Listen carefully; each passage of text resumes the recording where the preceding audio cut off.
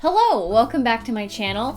If you are here for the first time, I'm Ashley of Lay Spirit Designs, and today I wanted to talk about Patreon. Now this isn't going to be like a how-to anything regarding Patreon.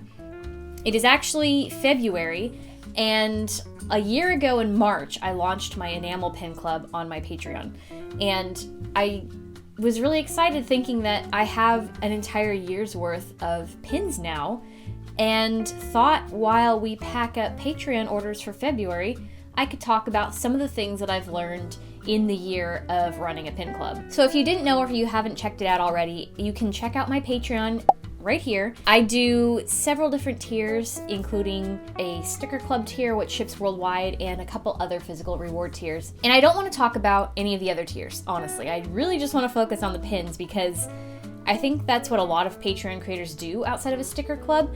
And I've been running my sticker club for a couple years now, and I'm still kind of figuring it out. And honestly, I am with the pins too. But I thought it would be really beneficial to some people who have considered starting a pin club of their own to know what it's like running it and some of the things that other people don't really talk about or other people might have not considered when starting a pin club. There's tons of other content out there talking about how to start a pin club, but they are only going to cover the basics. So let me share some of the things I've learned in doing this over the last 12 months. So I have actually been making pins for a few years now. I think I made my first design in 2018.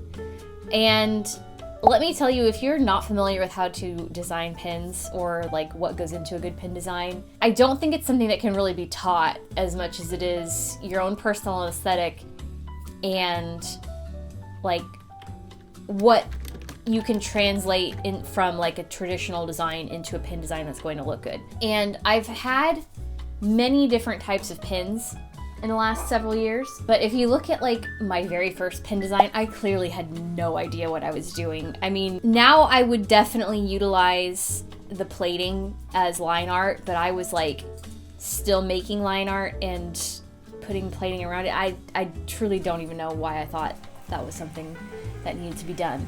But from my first pin designs to my latest pin designs, I definitely seem to have it down to a science, but I'm also still learning what I feel like makes a great pin. And one thing that I learned, at least with the pins that I offer for my Patreon, giving them a little more room to have cuter details is huge, because I was doing like 1-inch pins for the first few months of my Patreon, and then I decided to make them a little bit bigger, and I feel like the designs really kind of like were able to breathe a little bit and become not even more detailed, but just more attractive visually. But again, that's also just objective.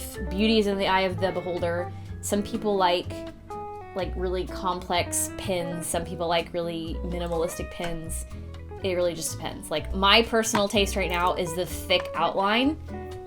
I just think it's so cute, but not everybody likes this. Another thing that I learned pretty quickly, obviously I knew this going in, but when you place the orders for your enamel pins is huge. For example, my very first pin, which was the periwinkle pin that no longer exists, I had ordered that in January of last year so that I had it ready for March of 2022.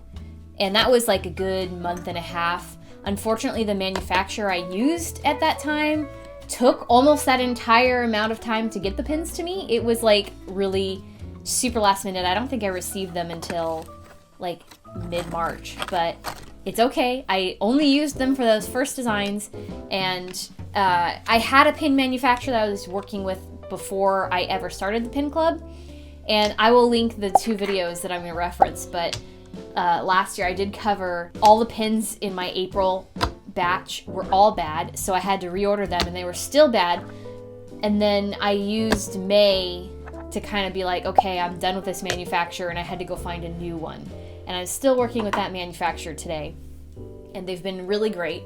Only a couple hiccups here and there, but just giving yourself, like, if you know the amount of time it takes for your manufacturer to turn a pin design around, depending on how many you're ordering and how many details and things that you have, like, it's important to have those things laid out and almost make yourself a calendar so you know when you need to order to have them in time. There were definitely a couple of months where it took me longer to either create the design to send off for manufacturing, or it just took the manufacturer longer to get pins to me, and I ended up sending out those rewards late or like the month after the rewards were supposed to be done, which is always really frustrating. So this year I'm trying to be a month to 2 months ahead on all of my Patreon stuff. However, Lunar New Year kind of threw a wrench in that, and all of my stuff for February and beyond I had to order in the last couple of weeks.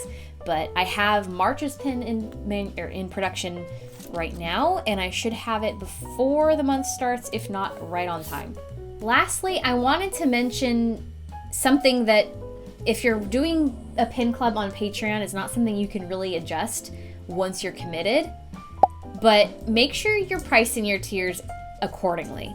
I started my pin club with the intention that my pins are going to be sold widespread at the $12 range, and that left a couple of dollars to cover shipping. So I priced my pin club tier at $15, shipping included. It's still priced that way. Patreon does not allow you, once you have people join in the tier, they don't allow you to change the price of the tier, which I think is asinine, especially with the increase of manufacturing costs, of production costs, and of postage. That tier, especially now that I'm making the pins bigger where I sell them at $15 a piece, it's a little bit harder to be sustainable. But luckily, because I have pins available in more than just the pin club tier, it kind of makes up for it.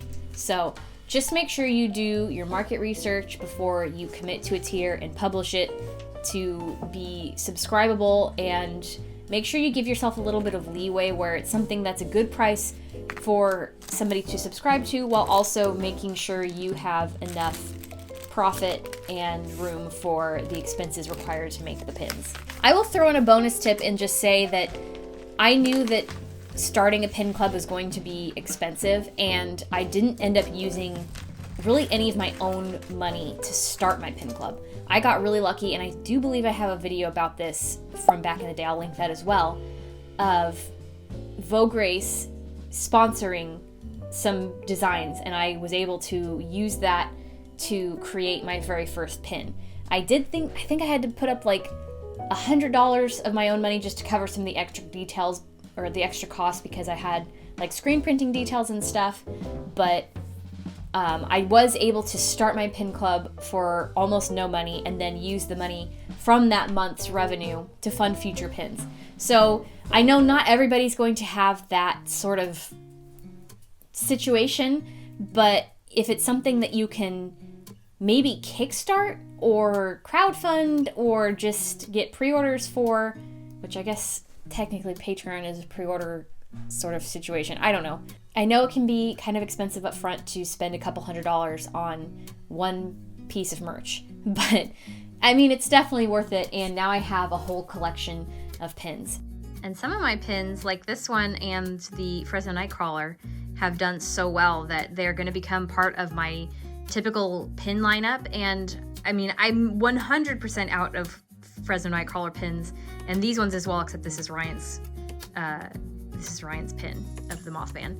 So I actually have restocked them, and I'm waiting to get them in the mail. And this is the Fabled Periwinkle pin, the start of my pin club.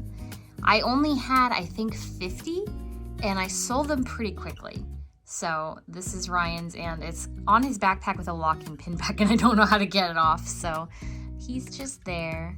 The rest of these will go into letter mail for Sticker Club, or they're waiting for the sticky notes and lanyard for the Collectors Club, and those will go out next week.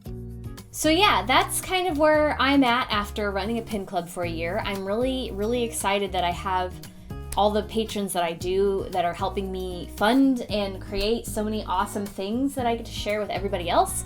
And if you feel like checking it out for yourself, or feel like joining any of my tiers, including my pin club, you can check me out here.